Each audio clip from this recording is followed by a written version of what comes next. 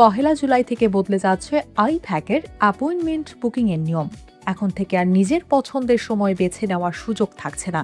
তাহলে কিভাবে আবেদন করবে আবেদনকারীরা?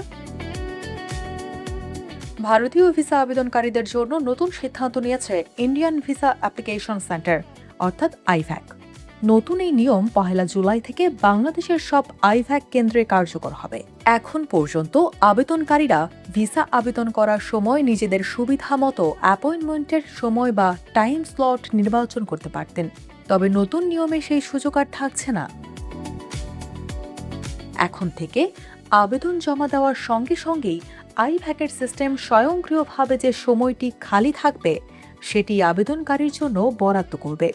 অর্থাৎ টাইম স্লট নির্বাচন করবে সিস্টেম, আবেদনকারী নয়।